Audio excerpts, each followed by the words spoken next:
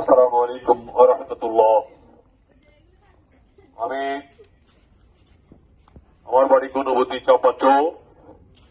আমি সুপ্রিম কোর্টের একজন আইনজীবী। আমি এবার ত্রয়োদশ জাতীয় সংসদ নির্বাচনে প্রার্থী হয়েছি। নির্বাচনী প্রতিদ্বন্দ্বিতায় নেমেছি। আমি সারাটি জীবন অন্যায়, জুলুম, নির্যাতন, চাঁদাবাজ, জুলুমবাজ, মুনাফেকদের বিরুদ্ধে সংগ্রাম করে আসছি। আমি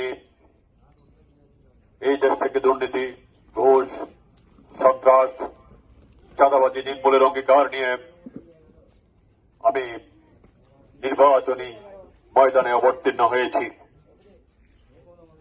আমি গত 30শে ডিসেম্বর মনোনয়ন যাচাই বাছাই করার জন্য জেলা প্রশাসকের কার্যালয়ে আমরা উপস্থিত হয়েছিলাম। সেখানে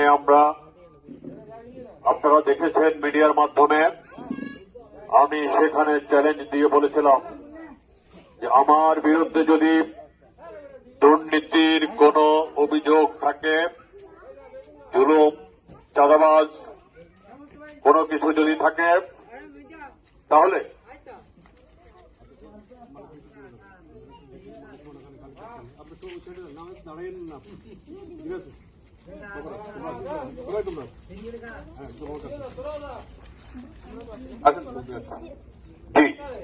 আমি একটু মেহরবানি করে বলবো, আপনারা আমার কথাগুলো শুনুন।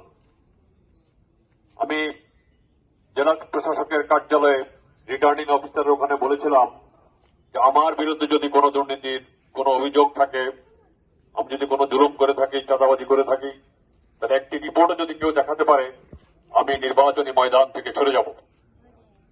কিন্তু কেউ সেটা দেখাতে পারেনি। সরকারের বিভিন্ন সংস্থা, ডিজিএফআই, এনএসআই, তারপরে সিআইডি, অনেক ধরনের সংস্থা সেখানে ছিল।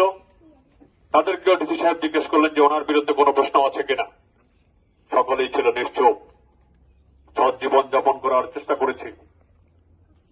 আমি ইনশাল্লাহ আপনাদের ভোটে চট্টগ্রামে এমপি নির্বাচিত হলে চট্টগ্রামে প্রথমত আজকে যে একটা শান্তি বিরাজ করছে, যে সন্ত্রাসের কর্মকাণ্ড চট্টগ্রামে ঘটছে, সেই সন্ত্রাস নির্মূল করবো ইনশাআল্লাহ। আমি সকল